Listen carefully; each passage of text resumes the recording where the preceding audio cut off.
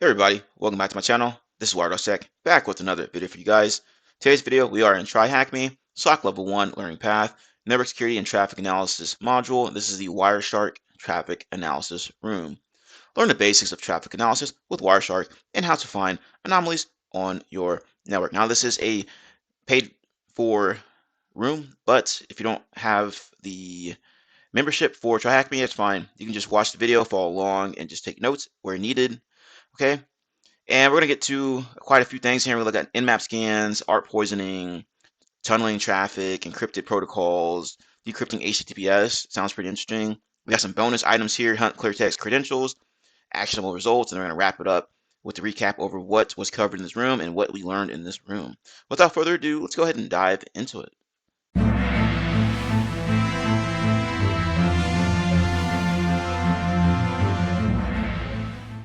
Task 1 Introduction. In this room, we will cover the techniques and key points of traffic analysis, Wireshark, and detect suspicious activities. Note that this is the third and last room of the Wireshark room trio, and is suggested to visit the first two rooms stated below to practice and refresh your Wireshark skills before starting this one. So check out these two rooms here before you get on this one, according to what they're saying here. Also, check out my channel. I probably have videos over these two rooms that you can go and reference real quick before you dive into this one here. Since the first two rooms, we covered how to use Wireshark and do packet level searches. Now it's time to investigate and correlate packet level information to see the big picture in the network traffic. Like detecting anomalies and malicious activities, for a security analyst, it is vital to stop and understand pieces of information spread in packets by applying the analyst's knowledge and tool functionality. This room will cover investigating packet level details by synthesizing the analyst's knowledge and Wireshark functionality for detecting anomalies and odd situations for a given case. Okay, so they have the task VM here. Make sure to start it up. I've already done so. They have split screen available, but I'm going to just use a different tab here. So let's go ahead and do that real quick. Show split screen, and then let's go ahead and open up the new tab. Use full screen here. Okay, so we're ready to go here. We've got our exercise folder down there, and there's Wireshark. So I'm going to go ahead and get this spun up real quick. Flip back over, minimize this. All right, let's go ahead and continue on. Task number 2, we're going to talk about Nmap scans. Nmap is an industry standard tool for mapping networks. Basically, it's a network scanner. Okay, this is well known in the cybersecurity community. You can use this as a port scanner, network scanner, what have you. It will give you all types of information based on what kind of Nmap scans that you use. So they have TCP connect scans, SYN scans, and UDP scans. It says it is essential to know how Nmap scans work to spot scan activity on the network. However, it is impossible to understand the scan details without using the correct filters. Below are the basic filters to probe Nmap scan behavior on the network here. Also, check out my channel. I'm pretty sure I have videos over Nmap scans if you're interested in that. So we have TCP flags in a nutshell. So note, and they have Wireshark filters on the side here. Global search, just type in TCP, UDP into that display filter, as we saw in the previous video. Only SYN scan, SYN flag is set. The rest of the bits are not important. So it's how you do those here. So this is pretty much straightforward here. Okay, gives you the definition of it over here, and then on the right side it'll tell you what you need to plug into the Wireshark display filter as we go through this room here. All right, so be sure to check out these and take notes of what each filter consists of in order to help you progress throughout this room and also in your career, because you'll probably use these filters at some point if you're going to be utilizing Wireshark here. TCP scans, TCP connect scan in a nutshell, relies on three-way handshake, needs to finish the handshake process, usually connected with Nmap-ST command, that's true, used by non-privileged users, only option for a non-root user, usually has a window size larger than 1024 bytes. As request, expects some traffic or some data due to the nature of the protocol. It'll complete that three-way handshake. Now, this one is, from my experience, safer than the SYN scan because the SYN scan leaves it open, whereas this will complete the entire three-way handshake, right? So if you have older devices on the network, just be careful of using that SYN scan. It could knock over something because it's not able to complete that three-way handshake.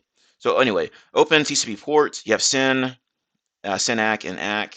Okay, open TCP port, SYN, SYN-ACK, ACK, ACK, reset, ACK, and then close TCP port, SYN, reset, and ACK. The images below show the three-way handshake process of the open and closed TCP ports. Images and PCAP samples are split to make the investigation easier and understand each case details. So here it is right here. They're talking about three-way handshake. You got the send, you have the send ACK, you have ACK, and then the reset ACK at the end there. All right. And then it says close TCP port to connect. So we have send and then reset and ACK again. It says the above image provides the pattern and isolated traffic. However, it is not always easy to spot the given patterns in big captured files. That's true.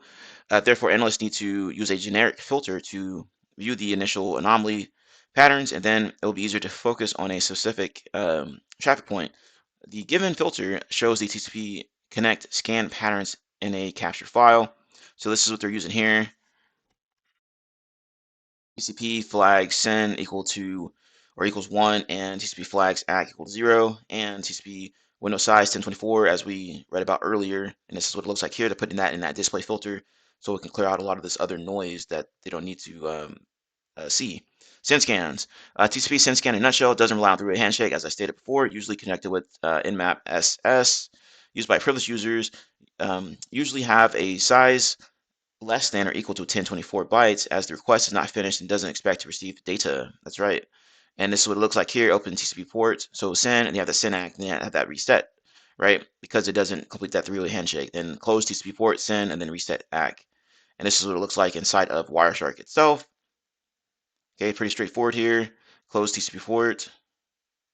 And then here's the filter for that in the captured PCAP file. So if you want to filter that traffic, you use something like this, as we just read about earlier. Okay, pretty straightforward. UDP scans. UDP scan in a nutshell doesn't require a handshake process, right? Because it's UDP.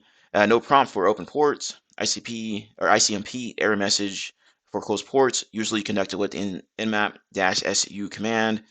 And it says here UDP packet and then closed UDP packet and ICMP type 3, code 3 message, destination unreachable, port unreachable. Here's an example of what it looks like inside of Wireshark. Looking at a PCAP file. So the above image shows that the closed port returns an ICMP error packet. No further information is provided about the error at the first glance. So how can analysts decide whether this error message belongs? The ICMP error message uses the original request as encapsulated data to show the source/reason of the packet. Once you expand the ICMP section in the packet details pane, you will see encapsulated data and the original request as shown in the image below. That's right, we know about this here, right? If you ever played around with Wireshark, but which means that once you click on an item or packet inside of here at the top, you can see more information down here, typically in the bottom panel there, as they're showing here. And it goes into some more details of what we just read about here, ICMP packets, encapsulated data down here. Okay. The given filter shows the UDP scan patterns in a captured file, and this is what it looks like here. Remember, they're talking about that close code, which we read about earlier. Type 3, code 3 message, right? Okay. Detecting suspicious activities in chunked files is easy and a great way to learn how to focus on the details. Now use the exercise files to put your skills into practice against a single capture file and answer the questions below. All right, so once again, as usual, be sure to pause the video, try to answer the questions yourself, comment to the video, and then we will continue on.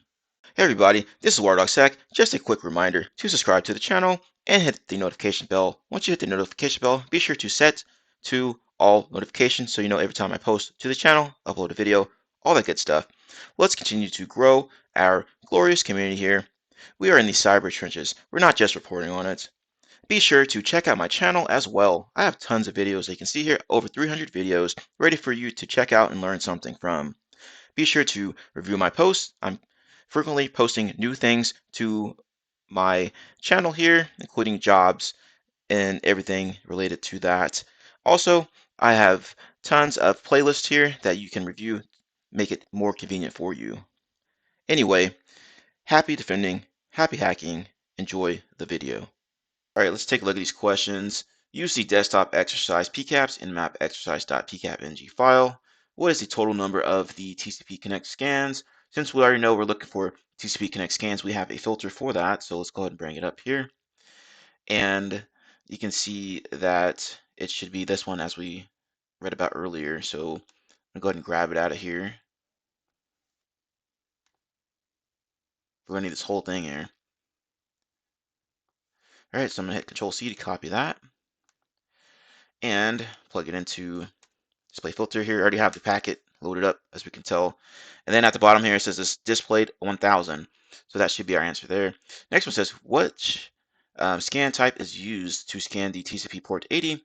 So once again, you can use that same filter and then just add this and TCP.port equals 80, since that's the port that we're looking for. So let's go ahead and plug that in here and take a look. And the only one that comes back is this one here. All right. So that should be our answer, is going to be TCP connect for that one, right? Because we're looking for the total number of TCP connect scans up above here. And also you can go to, I believe, this here to see that information. So we have SYN, SYNAC, ACK, and then there's the receipt packet at the end. So that's a three-way handshake for the TCP connect. All right, so that takes care of that one. The next one is, how many UDP close port messages are there? Now, I'm going to go ahead and grab that filter out of here, and that's going to be looking for these codes here, right? So let's go and plug that in, enter. There we go. And now we should have 1083 as our answer there, as we can see there at the bottom for displayed. As we read about earlier, it was looking for those error codes inside of here for destination unreachable, right? So the next one says, which UDP port in the 55 to 70 port range is open? Now for this one, you might take a look at my other video where we talked about how to look for port ranges and such. But anyway, we can see here that we can use this particular filter to search for that criteria. So we're looking for UDP ports, and then in this range, which is going to be 55 to 70, right inside of these open and close curly braces here. And it explains it here. It says the ICMP error message uses the original request as encapsulated data to show the source/reason of the packet. Once you expand the ICMP section, the packet details pane, you will see the encapsulated data in the original packet request as shown in the below image. So we saw that earlier, right? So let's go and plug it in, and we'll take a look at those error codes in here to get this particular information. Okay, so we have these two errors here, destination unreachable. So if we click in there, and then we take a look down here at the bottom here, you can see destination unreachable. You can see other information here for the IP address and destination it's going to. All right, and you can see that it's linked to this 123, right, for the destination. So that one's going to belong to this one. And then the next one as well, if you take a look at it here, same thing here. So this is going to be 68 for the port, because these are the only ones that did not have an error for them. So destination port 68. All right, so plug that in. So that's the one that's going to be open, because the other two had those error messages, right? Okay, so next one is task number 3, ARP poisoning and man in the middle. ARP poisoning / spoofing, aka man in the middle attack. ARP is address resolution protocol technology, responsible for allowing devices to identify themselves on the network. ARP poisoning is a type of attack that involves network jamming / manipulation by sending most ARP packets to default gateway. The ultimate aim is to manipulate the IP to MAC address table and sniff the traffic of the target host. Okay, it says there are a variety of tools available to conduct ARP attacks. However, the mindset of the attack is static, so it's easy to detect such an attack by knowing the ARP protocol workflow and Wireshark skills. ARP analysis, in a nutshell, works on the local network, enables the communication between MAC addresses, not a secure protocol, not a routable protocol. It doesn't have an authentication function. Common patterns in request and response announcement and gratuitous packets. Before investigating the traffic, let's review some of the legitimate and suspicious ARP packets. The legitimate requests are similar to the shown picture. A broadcast request that asks for if any of the available hosts use an IP address, and a reply from the host that uses that particular IP address. So we can see that here. And once again, here's how to find that particular information in Wireshark. So global search, just type in ARP. And then from there, you can have other filters to filter out specific criteria. So ARP options for grabbing the low-hanging fruit. So we have ARP code 1, ARP request, 2, ARP responses, hunt. They have ARP scanning, possible ARP poisoning detection, and then ARP flooding from detection. So pretty neat here. And if we want to take a look at one of them here, let's just grab this. We'll probably have to fire up another PCAP, I'm sure, right? So let's see here, file, open, and I'm not sure which one we'll be using here, but let's just keep this one. Maybe we'll see something in here real quick. Let's just type in ARP, see if there's anything here. Nothing. Okay, so we'll probably revisit that later on in this task. But here's a picture of what they're talking about here. So the ARP request. There's more information down here. ARP reply. Okay. So a suspicious situation means having two different ARP responses, a conflict for a particular IP address. In that case, Wireshark's expert info tab warns the analyst. However, it only shows the second occurrence of the duplicate value to highlight the conflict. Therefore, identifying the malicious packet from the legitimate one is in the analyst challenge. A possible IP spoofing case is shown in the picture below. You can see down here that it's saying the duplicate IP address detected for yada yada yada. It says here, knowing the network architecture and inspecting the network traffic for a specific time frame can help detect the anomaly. As an analyst, you should take notes of your findings before going further. This will help you be organized and make it easier to correlate the further findings.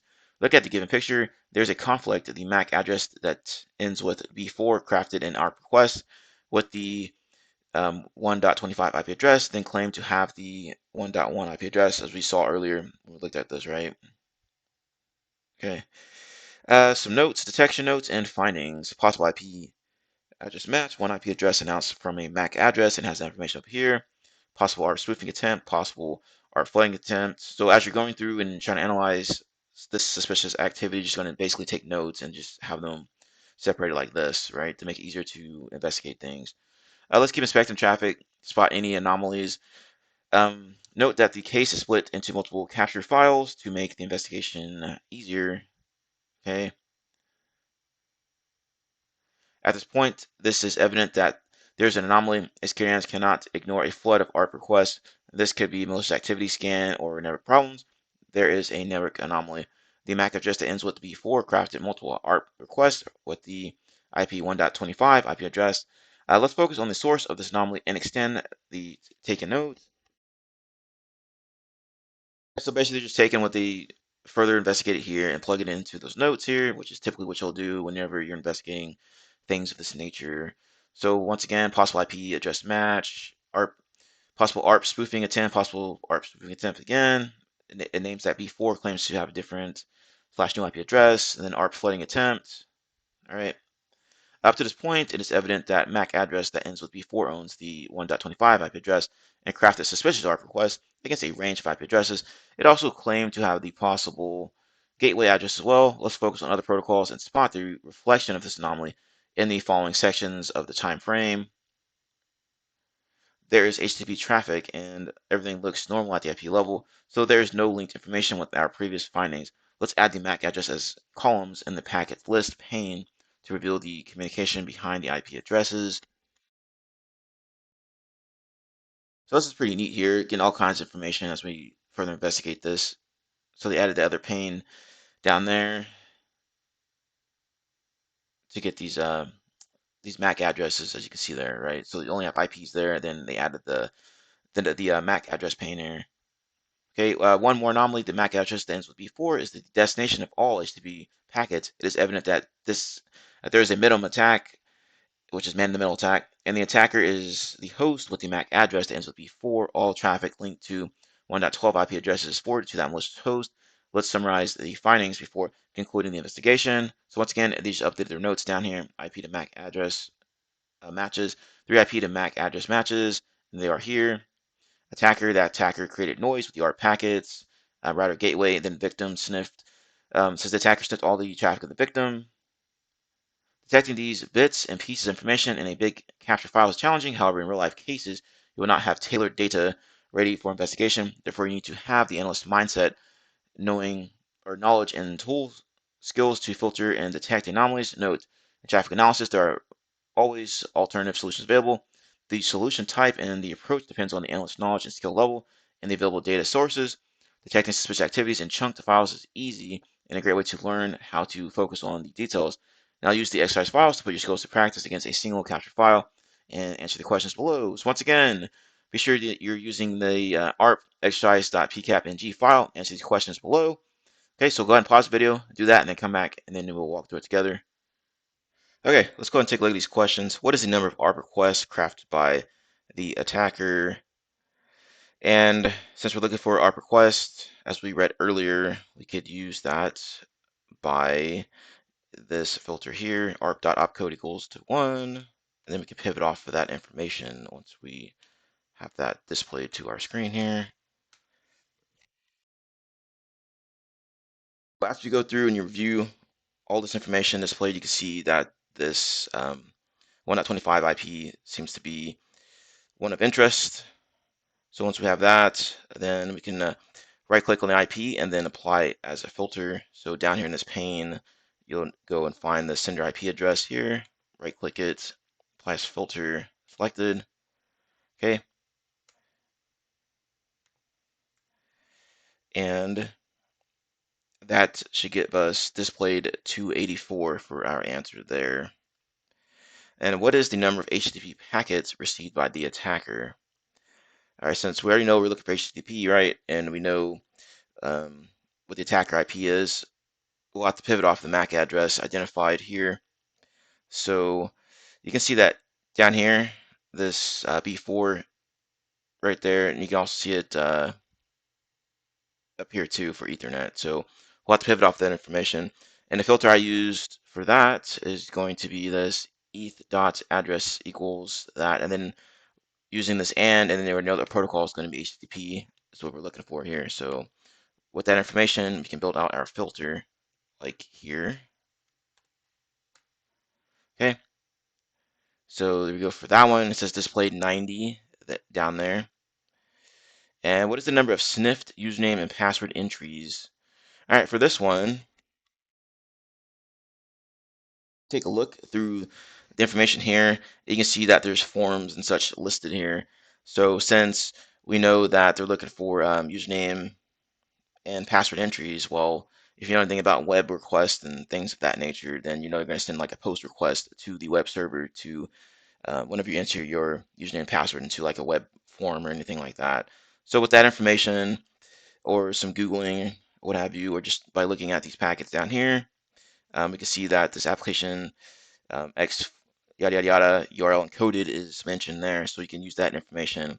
And also, since this is HTTP, you can see whatever's in here, so you can see all kinds of stuff in clear text, right? So be aware of that.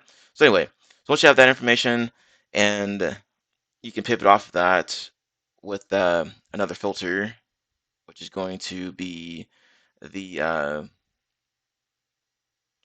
um, string for pass, since we know that we can look at it in clear text. So this is the filter I used. So we already have this Ethernet for the Mac, and then HTTP for the protocol we're looking for, and then we're pivoting off of that form information, and then the string we're searching for is pass, since we've identified the pass can be used inside of here. Once you review these packets here, you'll see that pass is mentioned in here,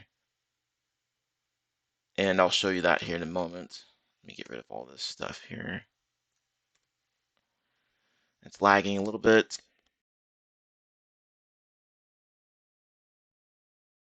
Okay, let's see here. All right, let's try this again. Let's grab this.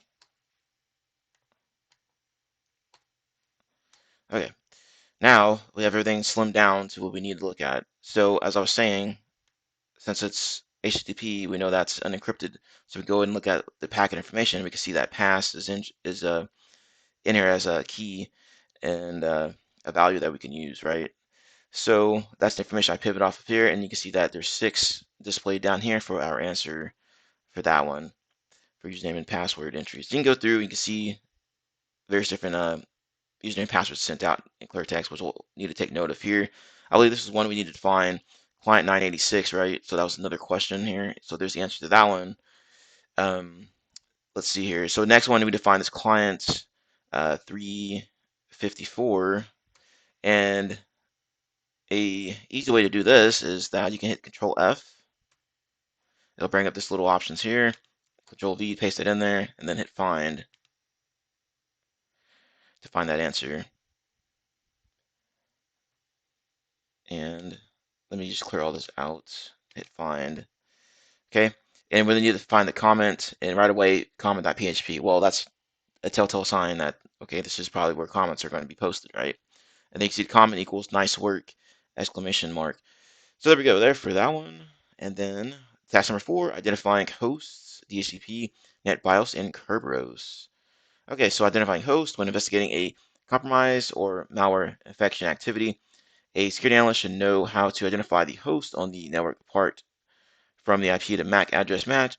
One of the best methods is identifying the host and users on the network to decide the investigation's starting point and list the host and users associated with the malicious activity / traffic. Usually enterprise networks are a predefined pattern to name users and hosts. While this makes knowing and following the inventory easier, it has good and bad sides. The good side is that it will be easy to identify host or user by looking at the name. Bad side is that it will be easy to clone that pattern and live in the enterprise network for adversaries. There are multiple solutions to avoid these kinds of activities, but for a security analyst, it is still essential to have host and user identification skills, protocols that can be used in the host and user identification. So you have DHCP, NetBIOS, and Kerberos traffic. So DHCP is the technology responsible for managing automatic IP address and required communication parameter assignments. You should know what DHCP is by now if you're looking at this Wireshark video. If you're not, a quick Google search will give you the answer for that one or information on that and how to search for it in Wireshark. Once again, DHCP or boot P. Some more filtering information here to look for specific criteria. So request, you're going to use this filter, ACK and NAC. It says due to the nature of the protocol, only option 53, request type has predefined static values. You should filter the packet type first, and then you can filter the rest of the options by applying as column, or use the advanced filters like contains and matches. So remember that. DHCP request, options for grabbing low-hanging fruit. So you have option 12, 50, 51, and 61 here. And use contains and keyword, and then ACK, option 15, option 51. And here's the filter for that over here. We have NAC, option 56, rejection, details, or reason. As the message could be unique according to the case situation, it is suggested to read the message instead of filtering it. Thus, the analyst could create a more reliable hypothesis / result by understanding the event circumstances. And here it is in picture format. So they're just doing a search on DHCP or a filter on DHCP information, pulls it back here for review, and then down here in the pane, you can see some additional information here, librarian-PC for the host name. Okay, NetBIOS. And this is what it stands for here. Network Basic Input Output System. It's very old technology, but it's still in use in today's world. A Wireshark filter, NBNS. And here's some additional information on how to filter on that. Queries, and they have query detail contains name, time to live, and IP address details. So they're using this filter. It says contains, and then whatever keyword you want to search on. Okay, so this is what it looks like in the picture format here. A basic search on that specific traffic related to that. And then down here in the lower pane, you can see more information, Xerox. So it looks like some kind of, I don't know, probably a printer or something. Kerberos analysis. Kerberos is the default authentication service for Microsoft Windows domains. It is responsible for authenticating service requests between 2 or more computers over the untrusted network. The ultimate aim is to prove identity securely. So once again, follow a similar format, global search, you're going to type in Kerberos, right? It'll bring back that information, then you can filter off of different criteria, different types of keywords, stuff of that nature. Okay, some packets could provide host name information as filled to avoid this confusion. The filter $ value, the values end with $ are host names, and the ones without it are usernames. So be sure to take note of that. It says Kerberos option for grabbing the low-hanging fruits. So you have realm, which is the domain name of the generated ticket, addresses, client IP, and NetBIOS name. Note the addresses information is only available in the request packet, and then here's a filter over here on how to do that particular criteria. Okay, and here it is in the image, what it looks like. Search on Kerberos activity, and then once again you can see more information in this lower pane here. It says detecting systems activities in chunk files, blah, blah, blah. Okay, we already know that. Now use exercise files, put your skills to the test. Okay, so once again, pause the video and then try to go through this yourself. Come back to the video and we will continue on. All right, let's take a look at these questions. What is the MAC address of the host Galaxy A30? Now, since we already know the host name, you could probably just pivot off of this information here using a string or something like that, right? So anyway, that's exactly what I did, right? So this was the filter that I used. This DHCP.option.hostname contains A30. I'm sure Galaxy would work the same as well, but let's flip over here. And also remember, you can go to this what was it? I believe, yeah, analyze and then display filter expressions, and you can go and search for DHCP related information here, right? And also, if you start typing it out, it'll pop up things that you can choose here, so that should help you as well. So anyway, this is when I went with the A30, so hit enter here. It'll go through and it'll search and find this one. So scroll down and host name. You can see that it's Anthony S Galaxy A30, etc., etc. And we just need to grab that MAC address, which is this here. Okay. And just to show you, if we had gone with Galaxy instead of the last part, you have three different options here, but you'll land in the same area. You'll see that the host name down here, and then you'll get the same MAC address. So either or should have worked. How many net BIOS registration requests does live-aljm workstation have? Since we already know the name of it again, you can use a string. So we're going to do something similar as we did here, okay? And let me grab that filter. Net BIOS name contains that information there. Hit that. Now it'll bring up a bunch of stuff, a bunch of noise here that you have to filter out again. And I had used the hint. I want you to use this flag here, equals to 5, to further slim this down. So that's exactly what I did. So I'm gonna grab the full thing here. Okay. All right. So once that's done, you should be able to um, get the number of registration requests. So if we go back and have our filter in there now, it'll say displayed 16 at the bottom there. Next one is says which host requested the IP address of this here. And there's a couple different ways you can go and try to obtain this information. I believe you can use Control F to pull up a string here and try to search off of that information here. So once you go through, you need to find which host. So you're looking for host name probably, right? Or something of that nature. But anyway, so what I did was use this filter here, DHCP option requested IP address. So once again, using this DHCP.option and not requested, and then just plugging in an IP address for that. Now you can, like I said, you can go through and try to use this again. So let's actually try that DHCP find. Okay, okay, there's request there. Scroll down, and let's see here. Okay, not sure if I missed it in there, but I'm just going to use my filter just to show y'all what it looks like. Make it a lot easier. There. So once you go down and scroll through, you should be able to find that particular information here. Galaxy-A12 will be our answer there. So there's different ways you can get to this answer here. But like I said, a lot of this will take trial and error unless you just know which particular filter you should be using. All right. So anyway, let's continue on. Next one, we need to load up this Kerberos.pcap file. So I'm going to go to File, Open, and then load it up here. Clear all this out. And let's see, the first question says, what is the IP address of user U5? Enter the address in defanged format. So once again, you can try to just enter U5. Actually, yes, I need to go to this string here. So U5, hit enter, and you can go through and try to sift through this information to try to figure this out here. But as you're going through, you'll see that the CNAME string is mentioned, which brings me to my next filter here, which is going to be this Kerberos.cname string contains U5. So this makes it a lot easier to get to. So I'm going to hit cancel and plug it in here, hit enter.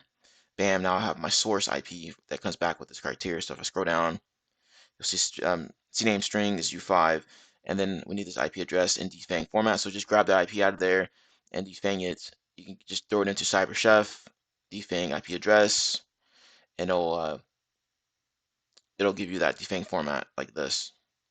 What is the host name of the available host in the Kerberos packet? So once again, so we're looking for Kerberos information.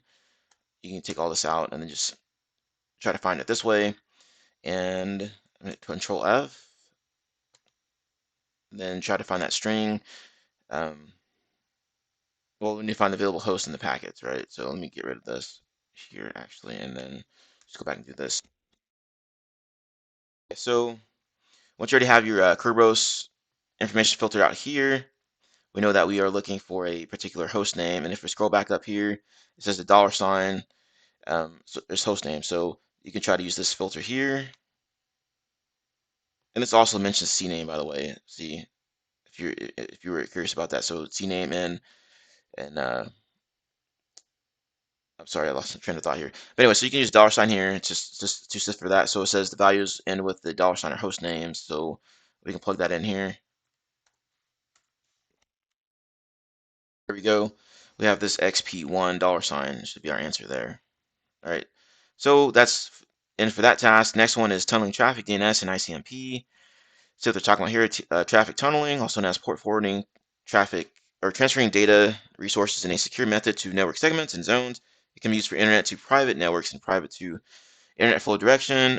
Tunneling provides anonymity and traffic security. Therefore, it is highly used by enterprise networks. However, as it gives significant level of data encryption, attackers use tunneling to bypass security parameters. Using the standard and trusted protocols used in everyday traffic like ICMP and DNS, ICMP analysis. ICMP is Internet Control Message Protocol, designed for diagnosing interport network communication. You can use basically like ping, you're pinging something, right? Okay, so since as it is a trusted network layer protocol, sometimes it is used for DOS attacks. Adversaries use it in data exfiltration and C2 tunneling activities. ICMP analysis in a nutshell. Says ICMP tunneling attacks are anomalies appearing starting after a malware execution or vulnerability exploitation. As an ICMP packet can transfer an additional data payload, adversaries use this section to exfiltrate data and establish a C2 connection. It could be a TCP, HTTP, or SSH data, etc., etc. A large volume of ICMP traffic or anomalous packet sizes are indicators of ICMP tunneling. Still, adversaries could create custom packets that match the regular ICMP packet size, 64 bytes. So it is still cumbersome to detect these tunneling activities. However, a security analyst should know the normal and abnormal to spot the possible anomaly and escalate for further analysis. So once again, global search, ICMP, just plug that in. And then there's some more filter options here to further slim the traffic down or slim out the noise, right? So packet length, ICMP destination address, and encapsulated protocol signs in an ICMP payload. And this is what it looks like if you were to plug it into Wireshark here. So we're filtering on this particular information here, ICMP protocol. And then, of course, in that pane, we can see some more information down there. DNS analysis, domain name system, designed to translate or convert IP addresses to IP addresses, also known as the phone book of the internet, et cetera, et cetera. Basically, adversaries can use this protocol, abuse this protocol to exfiltrate information, right? Or exfiltrate data and C2 activities. DNS analysis in a nutshell, similar to ICMP tunnels, DNS attacks are anomalies appearing or starting after malware execution or vulnerability exploitation. Adversaries creates or already has a domain address and configures it as a C2 tunnel. Okay, you can read the rest there. That says encoded-commands.malicious.com is an example of that. So they're doing various DNS queries here to exfiltrate data or send commands and such via like a C2 server and whatnot. When this query is routed to the C2 server sends the actual malicious commands to the host. As DNS queries are a natural part of networking activities, packets have the chance of not being detected by network parameters, and you should know how to detect these anomalies basically. So once again, basic search, DNS, and then if you want to further trim out the noise or look for specific criteria, just use other filtering options like DNS contains, DNS cat, and then et cetera, et cetera. So you can search for various different things here. DNS or query length, anomalous and non-regular names, and DNS addresses, long DNS addresses with encoded subdomain addresses, known patterns with DNS cat and DNS to TCP, statistical analysis like anomalous volume of DNS requests for a particular target, and then banning MDNS is disable local link device queries. And here's another example of what they are looking for inside of here for that suspicious DNS activity. So once again, pretty straightforward here. We're going to go through some exercises. Once again, make sure you're using this particular PCAP file when you're going through these questions. So pause the video, try to answer these yourself, then come back to the video, and then we will continue on. Investigate the anomalous packets. Which protocol is used in ICMP tunneling? All right, as we read earlier in this room, there's a few different protocols that I had mentioned earlier, right? So it could be TCP, HTTP, or SSH data. Now you have to do some manual digging in this one and try to find that particular information. So in this pane here, it should appear. So once you're going through and sifting through everything, you should, there we go. So we just passed one. You'll see additional information here. You'll see that Diffie-Hellman is mentioned, SSH is mentioned, SSH is mentioned, right? So that should be what we are looking for there. The next one, we need to look at this DNS PCAP file, and then analyze the anomalous packets, and then find the DNS query in question, and then defang that domain that comes up in that particular packet. So once again, we're going to load up that PCAP file, and we're going to use the filters. Now, before in the room, we found this information here. It says these queries are longer than default DNS queries and crafted for subdomain addresses. Unfortunately, these subdomain addresses are not actual addresses. They are encoded commands. So we can try to look for suspicious activity using this filter here, as we learned about in the room earlier. And once again, you have to do some manual work over here. So as you're sifting through all of this information, you'll see some very odd looking ones, right? You'll see that this data exfil.com is mentioned, and you can see it even better on this left pane here, if I can find it. Let's see. There we go, under answers. See how it's very long like that? It looks very suspicious. So that'd be the one we're looking for here, and we just need to grab the domain name. That plug it into a tool like CyberChef to defang it. Okay, so you're gonna use defang URL here. Once it's defanged, just copy and then paste it in there. So we're done there. Next one is task number 6, Cleartext Protocol Analysis, FTP. Investigating Cleartext Protocol traces sounds easy, but when the time comes to investigate a big network trace for incident analysis and response, the game changes. Proper analysis is more than following the extreme and reading the Cleartext data. It is important to create statistics and key results from the investigation process. The analyst should have the required network knowledge and tools to accomplish this. Let's simulate a Cleartext protocol investigation with Wireshark. So first one up is FTP, which is File Transfer Protocol. And it says it focuses on simplicity instead of security. As a result, secured environments could create security issues like man-in-the-middle attacks, credential stealing, phishing, malware planting, and data exfiltration. Some notes to take note of here is Wireshark filter. Once again, a basic search, FTP, and then some more filters down here. So some options for low-hanging fruit here. The X1X series information requests, X2X series connection messages, and X3X series authentication messages. And an example would be 200 means command successful. And here's some other examples down here below. So looking for these two codes here, these X1X addresses or series options for grabbing low-hanging fruit. So 211 system status, 212 directory status, and 213 flag status. And this is how you filter on that. So they're filtering on this FTP response code, as you can see, and then they're just plugging it in. All right, so make sure to take note of that. information. There's a lot here to take in. Filters for FTP alone, and here's some additional ones here for grabbing like username, password, current working directory list, things of that nature. Advanced usages, examples for grabbing locating routes, brute force signal, list failed login attempts, brute force signal, list target username, password spray signal, list targets for a static password, and here's the filter criteria for those. So a lot of things you can filter on with FTP, and here's an example of just regular FTP, and then you can just build off your, or build your query out, build your filter out via this information here, and using those filters as discussed in these tables.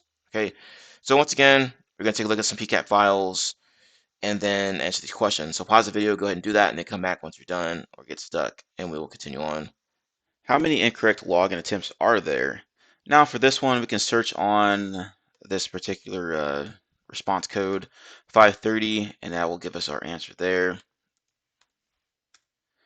So as we learned earlier, so display 373 is going to be answered there. But as we learned earlier about some response codes we can search on here, right? So no login, invalid password can give us the answer for that one. Next one says, what is the size of the file accessed by the FTP account? Okay, and for that one, you can use this 213 code to search on. So let's go ahead and delete all this out of here.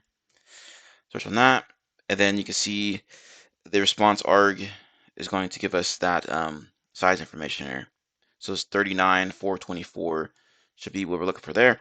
Next one says the adversary uploaded a document to the FTP server. What's the file name?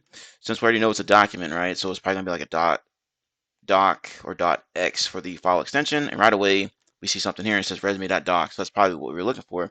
So what you can do is right click it and then follow and then TCP stream. And voila, it brings up a lot of information. This is what I would typically do if I was to do this in the real world. And this was Cleartext protocol I was looking at. I would right click it and then follow the stream to figure out what's inside that packet that I can see. All right, so anyway, so the file name is going to be resume.doc. That's the one they're referencing here, right? So that should be our answer there. The next one says the adversary tried to assign special flags to change the execution permissions of the uploaded file. What is the command used by the adversary? So once again, as we're going through this stream here, you can scroll to the bottom here. You can see chmod 777 resume.doc is what they did here, and they got a permission denied. Some other things of interest to take note of here. You can see the FTP server they're using. The software they're using for this is Pro FTP, and then it says that it's an anonymous server, right? So they're using anonymous logon, which is highly not advised to use for obvious reasons. But anyway, so it's just some things there to take note of. Anyway, so task number 7, Cleartext protocol HTTP. Oh, by the way, speaking of the DNS stuff we learned about earlier, here's an article here. I'll put the link in the description that you can take a look at here, talking about how threat actors are using DNS to do malicious activities. But anyway, so let's flip back over here. HTTP analysis. You know what HTTP stands for by now. This is the standard type of network activity to request/serve web pages. Is not blocked by default, yada yada yada. So basically, threat actors can use HTTP to do malicious things with, right? So phishing pages, web attacks, data exfiltration, C2 activity, HTTP analysis in a nutshell. Once again, basic filters, HTTP or HTTP2 for that particular protocol. So you're talking about request methods here. So you have get, post, and there's others out there as well. But most of the time, you probably just see these get and post requests. So you're going to, if you want to get using a GET request, you're receiving something from the web server itself to display to the web browser. Then post, you're posting something to the web server like username, password, credentials, or whatever, right? And then HTTP.request to list all requests. Let's see here. Different status codes you can look at: 200 OK, 301 move permanently, 302 move temporarily, and you can see the rest there. So once again, you can filter off that criteria using http.response.code and then equals whatever response code you're particularly interested in finding. HTTP parameters says you can look at user agents, request URI, full URI, URI stands for Uniform Resource Identifier, and this is what it looks like over here. So user agent, Nmap, Firefox, whatever they have in there. And this can be spoofed, by the way. They can put whatever they want for these particular user agents. So just be cautious of that, or be aware of that. URI contains admin. Full URI contains admin, etc., etc. HTTP parameters. So you can look at particular things like server name, host name, connection, line-based text data, HTML form, and URL encoded information. We kind of saw some of this earlier, I believe, as we were looking at one of the other tasks, right? User agent analysis. As adversaries use sophisticated techniques to accomplish attacks, they try to leave traces similar to natural traffic through the known and trusted protocols. For an analyst, it is important to spot the anomalous signs on the bits and pieces, yada, yada, yada. User agent is one of the great resources for spotting anomalous HTTP traffic. In some cases, adversaries successfully modify the user agent, as I was explaining earlier, right? So they can put whatever they want. I mean, you can use tools like Burp Suite and put whatever user agent you want in there to send those requests out, right? So that's why it says you cannot rely only on the user agent field to spot anomalies. Never whitelist the user agent. User agent based anomalies slash detection hunting, and it is an additional data source to check, etc., etc. If you're unsure about the value, you can conduct a web search to validate your findings with the default and normal user agent info example site. Okay, that's good to know there. And then if you want to search on user agent, you can use this filter here. All right, and then here's some other details here that you can further investigate those user agents. So there's probably some quick wins here we can use as we're going through this particular task. And here's examples of what it looks like. So just looking for all these user agents, right? And they have it listed up here in a column to make it easy for you to find. And then it breaks it down even further in those panes, of course. So they're using WFuzz, which is a tool out there you can use for fuzzing, directory brute forcing, stuff like that. Log4j analysis.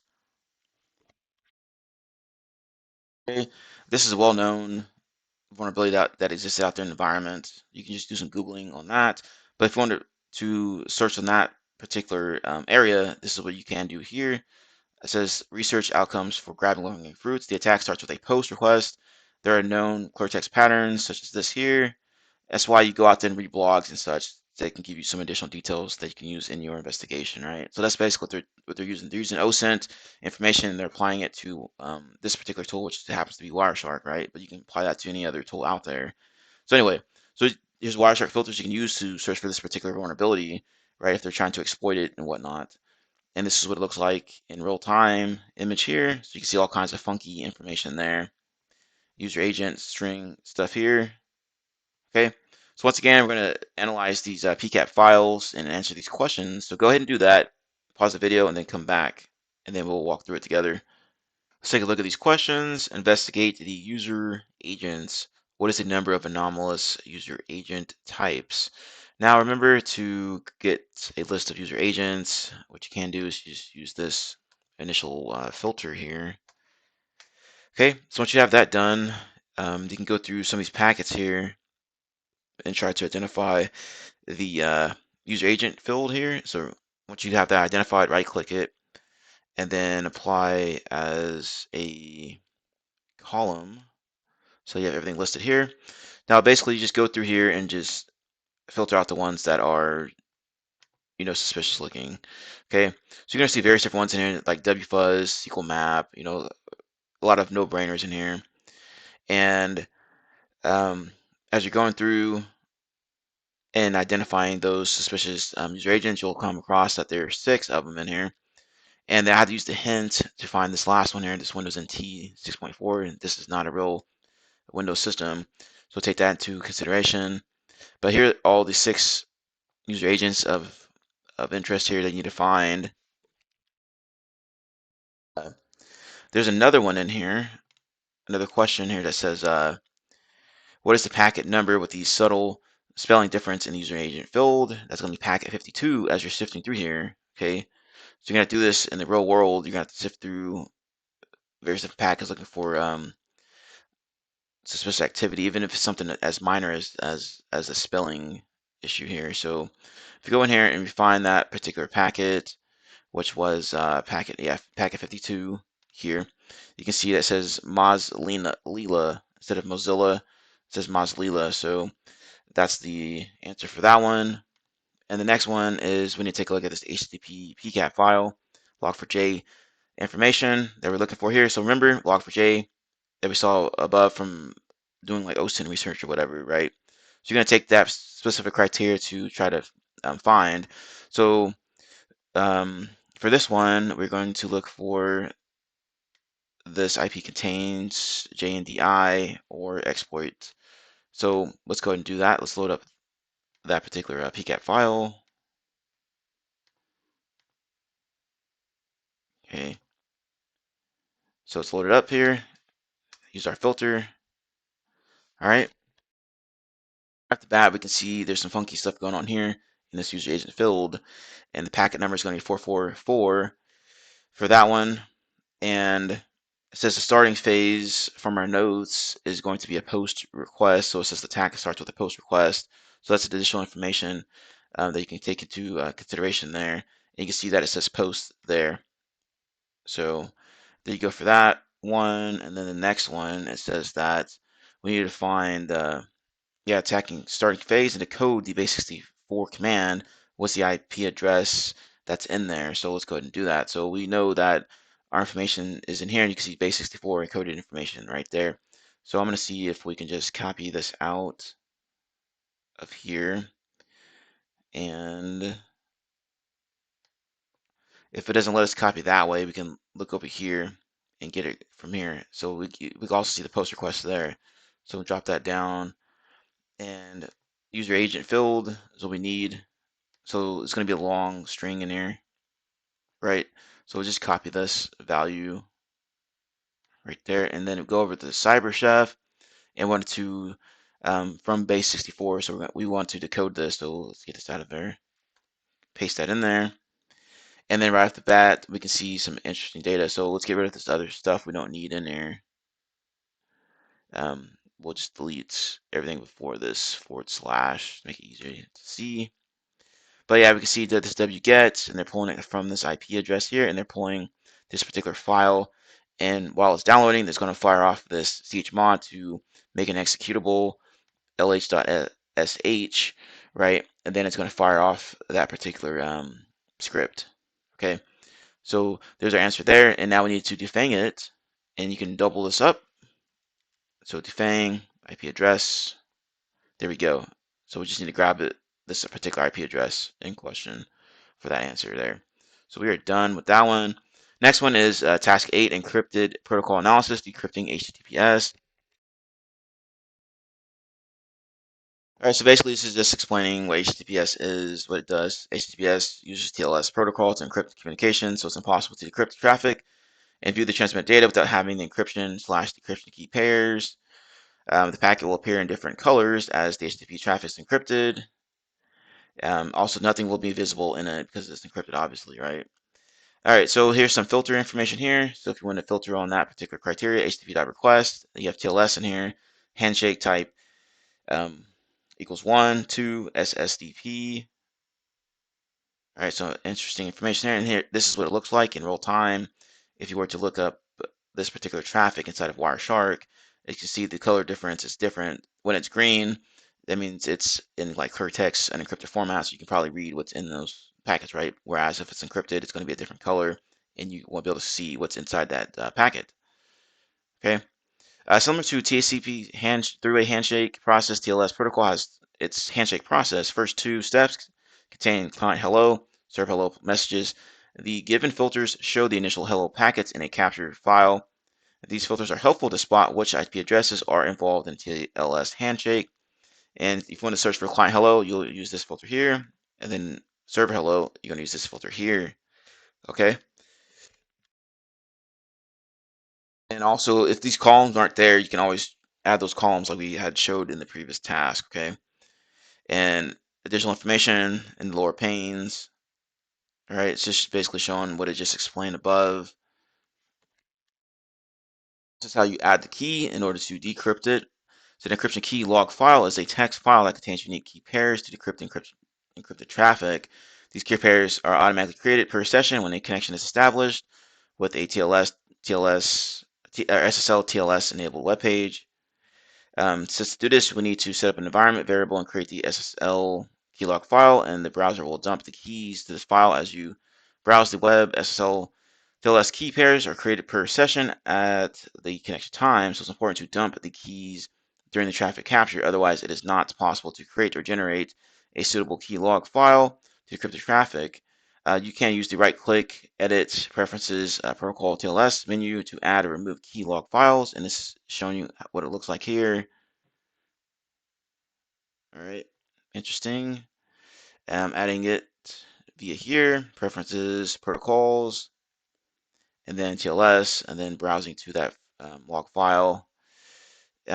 Viewing traffic without the keylog files, without the keylog, and then with the keylog, you can see there's a lot more information there, right? And you can see what's inside there. It says the above image shows that the traffic details are visible after using the keylog file.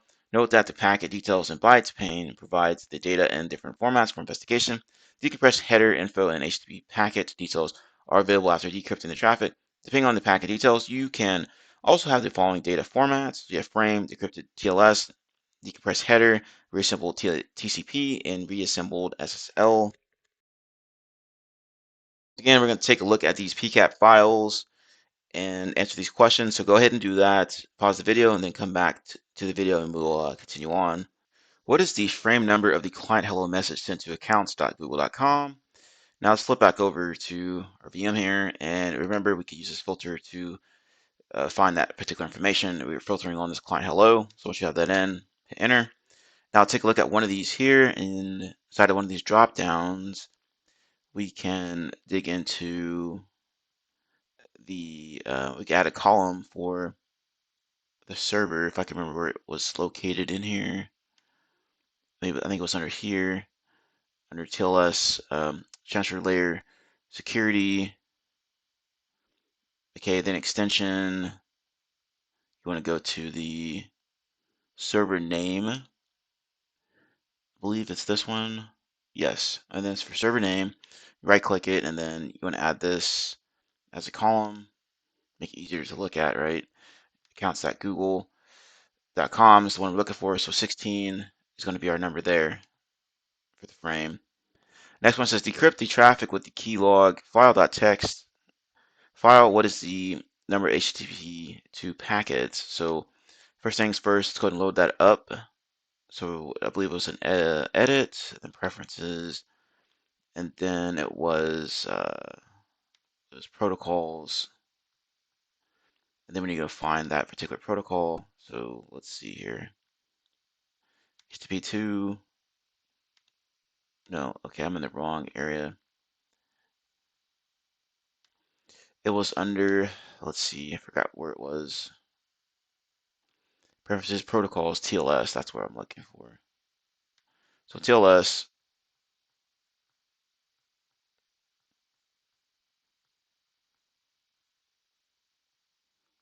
all the way down here, there. Then we need to browse. Then inside that same folder is the keylogs file. Open. Okay. Okay, so now that should be decrypted, and I believe we just do HTTP2 search on that information, right? So now that the information is decrypted, over to frame 322. So let's go ahead and do that.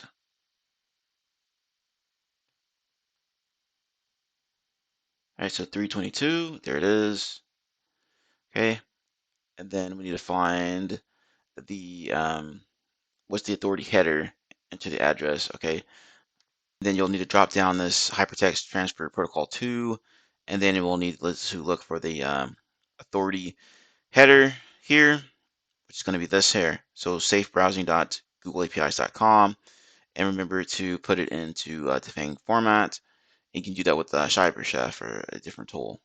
Anyway, so the last one here says investigate the decrypted packets and find the flag. What is the flag? All right, And also there's a hint over here if you need help with that. Okay, so first thing, we need to find a file that has that information in it. So what you can do, since we already know we're looking for a flag file, you can probably just search on that. So hit Control F, bring this up, and let's try this flag. Okay, nothing there. Let's try flag.txt.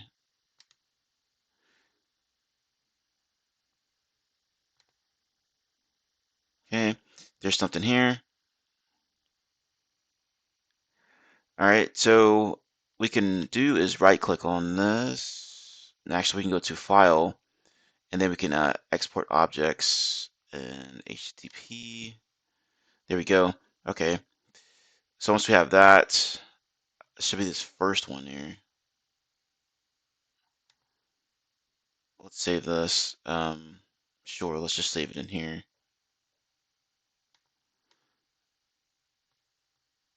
Save. And let's see if we can locate it.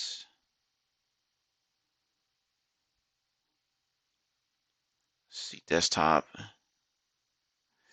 Exercises, then HTTPS.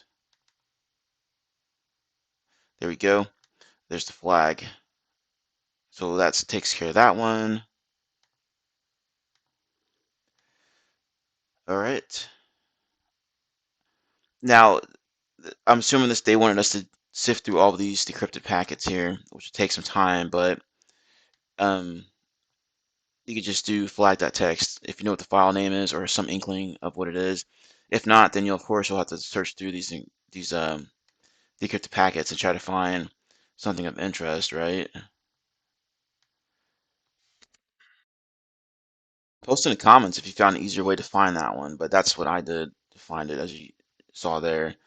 Task number 9, bonus. Hunt clear text credentials. Up to here, we discussed how to inspect the packets for specific conditions and spot anomalies. As mentioned in the first room, Wireshark is not an IDS, but it provides suggestions for some use cases um, under the expert info. However, sometimes anomalies replicate the legitimate traffic, so the detection becomes harder. For example, in a cleartext credential hunting case, it is not easy to spot the multiple credential inputs and decide if a brute force attack or if it's a standard user that mistyped their credentials. As everything is presented at the packet level, it is hard to spot the multiple username and password entries at once. At first glance, the detection time will decrease when an analyst can view the credential entries as a list. Wireshark has such a feature to help analysts who want to hunt clear text credential entries. Some Wireshark dissections or dissectors, FTP, HTTP, IMAP, etc., are programmed to extract clear text passwords from the captured file. You can view detected credentials using the Tools Credentials menu. This feature works only after specific versions of Wireshark, version 3.1 later. Okay, it says since this feature works only with particular protocols, it is suggested to have manual checks and not entirely rely on this feature to decide if there is a clear text credential in the traffic. Once you use this feature, it will open a new window and provide detected credentials. It will show the packet number, protocol, etc., etc. This window is clickable. Clicking on the packet number will select the packet containing the password, and clicking on the username will select the packet containing the username info. The additional part prompts the packet number that contains the username. All right, that's pretty neat there. I didn't even know about this feature in Wireshark. It works for specific protocols. But anyway, so this seems like maybe some quick wins we could do real quick. So let's just take a look at these questions. So we're going to look at these bonus exercise PCAP file. What is the PCAP number or packet number of the credentials using HTTP basic auth? And then we need to find one where empty password was submitted. So go ahead and pause the video, try to answer those yourself, then come back and we'll continue on. All right, let's go ahead and dive over into Wireshark here. And it said that we need to go to the tools section and credentials, and then we have something listed out here. So as you're sifting through here, um, you'll come across the HTTP basic auth, and there's only one entry in there that has that right? So HTTP, click on that, and this appears to be what we are looking for. So you can also, it also takes you down to that particular packet, right? So you can see the credentials and other information inside of here in Cleartext. So that takes care of that one. And then the next one, it says that we need to find packet number where empty password was submitted. So basically, you have to cycle through all these here to find that one. But once you've done that, you'll see that packet number 170 is the one we are looking for here. Okay, and then if you want to take a look there, since it's FTP, you can follow it. So you can right click it and then follow TCP stream. And you can see that username is administrator. And the passwords, there's nothing there for the passwords blank. So that's our answer there for that one. And the next one is another bonus actionable results. So you have investigated the traffic, detected anomalies, created notes for further investigation. What's next? In every case, investigation is carried out by a crowd team. As a security analyst, there will be some cases you need to spot the anomaly, identify the source, and take action. Wireshark is not all about packet details. It can help you create firewall rules ready to implement with a couple of clicks. You can create firewall rules by using tools, then firewall ACL rules menu. Once you use this feature, it will open a new menu or a new window and provide a combination of rules, so IP port and MAC address base, for different purposes. Note that these rules are generated for implementation on an outside firewall interface. Currently, Wireshark can create rules with the following, so net filter, IP tables, Cisco IOS, standard extended, IP filter, etc., etc. Okay, this is what it looks like here when you click tools, firewall ACL rules, it generates them out for you, and you can, looks like you can easily copy them out. So that's pretty nifty. I didn't even know about this feature. All right, so question time. Be sure to pause the video and try to answer the question yourself, then come back to the video and we will continue on. Okay, so let's take a look here. It says select packet number 99, create a rule for IP firewall. What is the rule for denying source IPv4 address? And let's take a look at this hint real quick. Oh, okay, we already know that, so let's clear all this stuff out. Tools, firewall ACL. When you go to set packet 99, right? Yeah. So we'll scroll all the way up here and find it. There it is.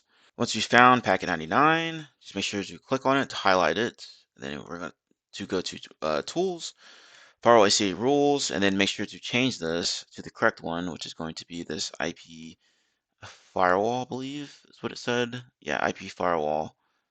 So make sure it's that one, and then we need to make sure that it's denying source IPv4 address, which should be this one here. Add deny IP from, etc., etc., etc. to NEN. Okay, next one, packet 231. Once again, IP firewall, and then allowing destination MAC. So let's go back over here and yeah, 231. So let's locate that packet. Okay, highlight it, tools, and then switch this to the correct one. Okay, and then the MAC address should be one of these here, which says allowing destination MAC address. We need to put an allow rule in here, right? So let's see here.